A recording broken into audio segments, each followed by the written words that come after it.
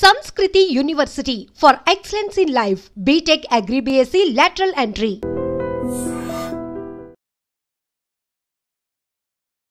నమస్తే, welcome to I dream. నేను మీ ఝాన్సీ.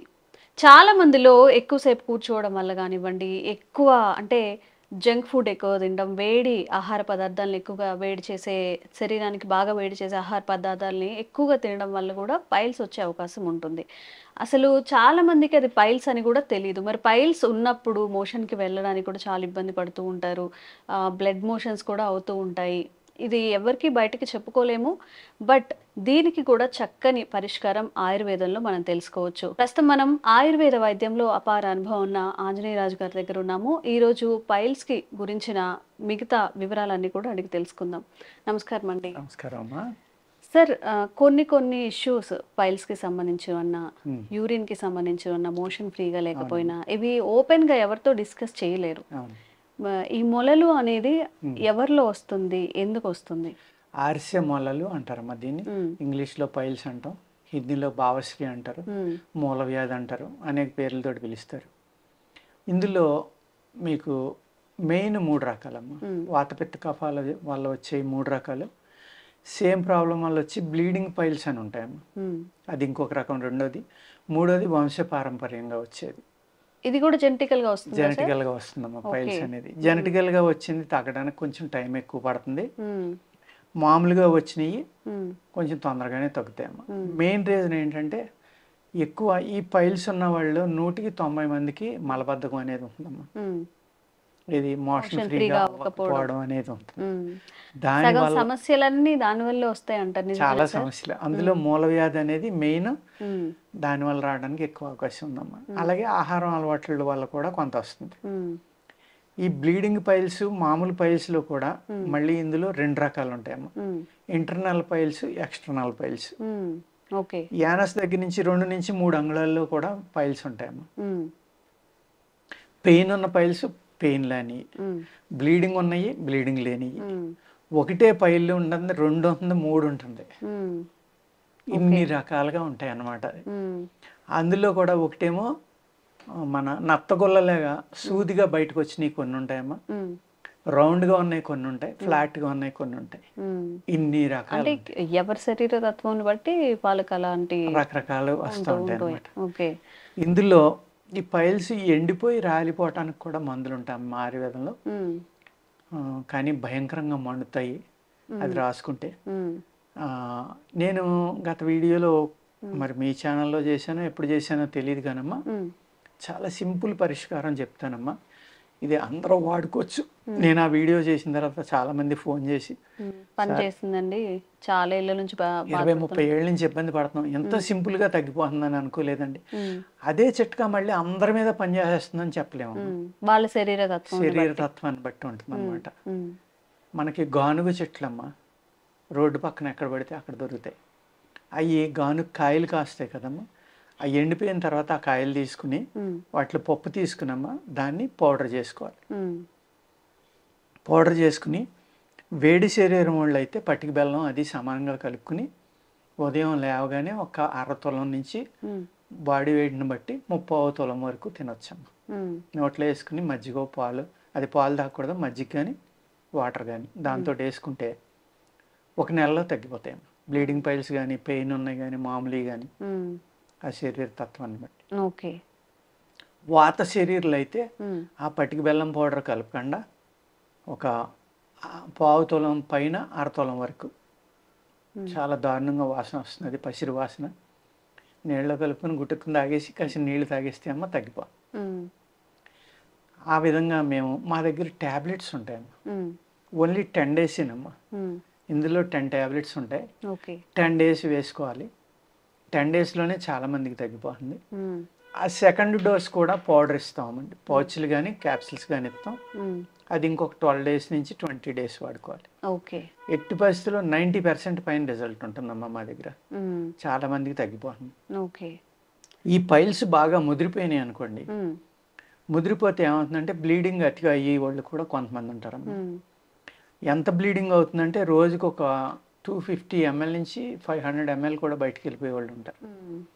ఆ బ్లీడింగ్ కనుక ఆపకపోతే చనిపోయే ప్రమాదం కూడా ఉందమ్మా. ఓ ఎనిమిక్ అయిపోతారు వాళ్ళు. వాళ్ళ హిమోగ్లోబిన్ మినిమం 12-14 ఉండవలసింది 5-6లోకి రావడం, ఇంకా తగ్గిపోవడం, అటువంటి ప్రమాదాలు కూడా ఉన్నాయి. వాళ్ళకి ఇంకొక రకమైన మందు ఇస్తామమ్మా. 2 డేస్లోనే ఆగిపోతుంది బ్లీడింగ్. 1 or 2 డేస్కే ఇమీడియట్గా ఆగిపోతుంది. ఆగిపోయిన తర్వాత ఈ మందులు తీసుకోవడం వల్ల పైల్స్ అనేది పూర్తిగా నిర్మూలించవచ్చాము. కానీ పైల్స్ నొప్పి తగ్గిపోతుంది, అన్నీ తగ్గిపోతాయి. కానీ ఏ అయితే ఆ కాయల కింద వచ్చినాయో అవి కరగడానికి 2-3 నెలలు పడుతుందమ్మా. స్లోగా పోతాయి. 2-3 నెలలు అంటే 1 సంవత్సరం నుంచి 2 సంవత్సరాల నుంచి బాధపడి 2-3 నెలలు అంటే వాళ్ళకి చాలా 10-15 ఏళ్ళ నుంచి బాధపడే వాళ్ళు కూడా వస్తూ ఉంటారు మా దగ్గరికి. అదేవిధంగా ఈ కరిగిపోతాయమ్మా, నిమ్మలంగా ఎండిపోతాయి. ఎండిపోయి పెర్మనెంట్ క్యూర్ అవుతుంది. కానీ ఈ పైల్స్ ఉన్న వాళ్ళు ఎప్పుడు పెర్మనెంట్గా ఎప్పుడు కూడా వాళ్ళకి మోషన్ ఫ్రీగా అయ్యేలాగా జాగ్రత్త తీసుకోవాలమ్మా. మళ్ళీ మోషన్ ఎప్పుడైతే గట్టిపడిపోయి వాళ్ళకి మోషన్ ప్రాబ్లం వచ్చిందో మళ్ళీ అవి రప్చర్ అయితే కనుక మళ్ళీ బయటకు రావడానికి అవకాశం ఉందమ్మా. ఈ మోషన్ ఫ్రీగా వెళ్ళకపోవడం వల్ల కానీ, లేకపోతే గట్టిగా ఉన్న మోషన్ బలవంతాన్ని దాన్ని బయటికి ప్రెషర్ ద్వారా పంపడం కానీ, యానస్ దగ్గర రప్చర్ అవ్వడం వల్ల కూడా అక్కడికి చేరిన బ్యాక్టీరియా వల్ల కూడా ఈ పైల్స్ అనేది వస్తుంది. అందుకు ఆ పైల్స్ అనే దానికి రాసుకోవడానికి కూడా అనేక రకాల మందులు ఉంటాయమ్మా. ఇప్పుడు మర్రి చెట్టు ఆకులు, ముగ్గుపోయిన ఆకులు ఉంటాయి. ఆ ముగ్గుపోయిన ఆకులు తీసుకుని జాగ్రత్తగా ఎండబెట్టి కింద రాలి నెయ్యి వాటిని భస్మం చేసి, అంటే బూడిద చేసేయాలమ్మా. భస్మం ఏర్పాటు, బూడిద ఏర్పాటు. భస్మం అంటే నల్లగా కాలితే భస్మం అయిపోయింది అనుకుంటాం, అలా తెల్లగా కాల్చేయాలి, బూడిద అయిపోవాలి. అప్పుడు దాంట్లో నెయ్యి కలిపమ్మా రాసుకుంటే దాన్ని జాగ్రత్తగా ఒక 2 నెలలు 3 నెలలు వాడుకోవాలి. ఆ పైల్స్ అనేది పూర్తిగా కరిగిపోతాయి. లోపలికి మందు తీసుకుని అది కనుక కంటిన్యూగా రాసుకుంటే చాలా అద్భుతంగా పనిచేస్తుంది అనమాట. ఈ పైల్స్ ఉన్న వాళ్ళలో ఆహారపు అలవాట్లు కూడా కొంచెం ఏదైనా చేంజ్ చేసుకుంటే మంచిది. పైల్స్ అందరూ ఏమనుకుంటారంటేనమ్మా, వేడి చేసిన వల్ల వచ్చింది అనుకుంటారు. ఎక్కువగా వేడి చేసే ఆహారం తీసుకోవడం వల్ల మాత్రమే వచ్చింది అనుకుంటారు. కాదండి, మేము పైల్స్లో సాధారణంగా సొరకాయ, దోసకాయ, పెసరపప్పు తినొద్దంటాం. అవి చలవ చేసే పదార్థాలు అని అనుకుంటారు కదా. అనుకుంటారు, అందరూ అదే తింటారు. కానీ మేము అది పచ్చియం ఎక్కువ చెప్తాము. కొంతమందికి మట్టుకే ఎగ్గో చికెను తినొద్దని చెప్తాము. ఈ 2 వేడి చేసే పదార్థాలు కాబట్టి వాళ్ళ యొక్క ఆహారం అలవాట్లను బట్టి, వాళ్ళ ఇంట్రెస్ట్ని బట్టి వాళ్ళ యొక్క శరీరం నేచర్ మనకు అర్థమవుతుంది.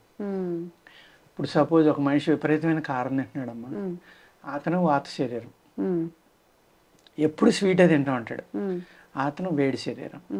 ఎప్పుడు పులిపే తింటూ ఉంటాడు, అది పైచి శరీరం.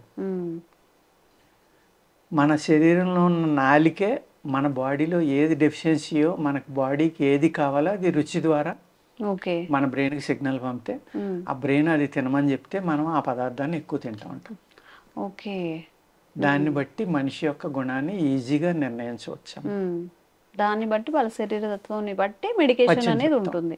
పచ్చని చెప్తా అండి. అదే విధంగా చిన్న కంద ఉంటుంది కదమ్మా, దొరద కంద అంటాం మనం, బయట మార్కెట్లో అమ్ముతూ ఉంటాం. తీపి కంద అన్నది పెద్ద దుంప ఉంటుంది. ఈ దొర్ర కంద అనేది తీసుకున్నామా, జాగ్రత్తగా చేతులకు నూనె రాసుకున్నాం, గ్లౌజులు పెట్టుకున్నాం. ఇప్పుడు గ్లౌజులు వచ్చినాయి కాబట్టి పర్వాలేదు. పూర్వం కొబ్బరి నూనె లాంటిది రాసుకున్నామా, అది జాగ్రత్తగా చెక్కిదాన్ని చక్రాలు కోసి ఎండబెట్టేవారు.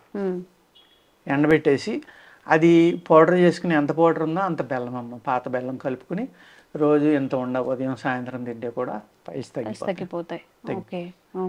ఇంత అద్భుతమైన, అంటే విలేజ్లో ఎంత సింపుల్గా వాటికి వైద్యం అనేది చేసేవారు. దీనివల్ల ఎలాంటి సైడ్ ఎఫెక్ట్స్ కూడా రావు, అన్ని ప్రకృతిలో మనకి వచ్చినవే కాబట్టి. ఇవాళ ఆపరేషన్ చేయాలంటే లక్షన్నర. అవును. నాటు వైద్యుడి దగ్గరికి వెళ్తే దారం కట్టి తీసేవాళ్ళు కొంతమంది ఉన్నారు. వాళ్ళు 20,000, 30,000 వాళ్ళు తీసుకుంటున్నారు.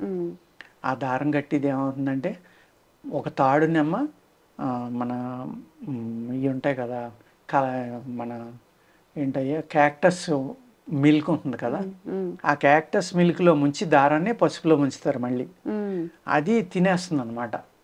దాన్ని టైట్గా ముడేయటం వల్ల ఏమవుతుందంటే అది అలా అలా అరాయించిపోయి అక్కడ కట్ అయిపోతుంది, మొత్తం కట్ అయిపోయి అది ఊడిపోతుంది.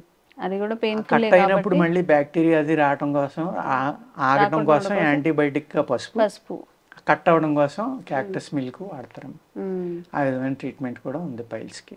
ఆంజనేయులు గారు ఏవైతే చెప్పారో వాటిని ఒకసారి ట్రై చేసి చూడండి. ఇంకా సమస్య తీవ్రంగా ఉంటే ఒక్కసారి వచ్చి సంప్రదించి కూడా మెడికేషన్ అనేది తీసుకుంటే మంచిగా ఉంటుంది. థ్యాంక్ యూ అండి. నమస్తే అమ్మా.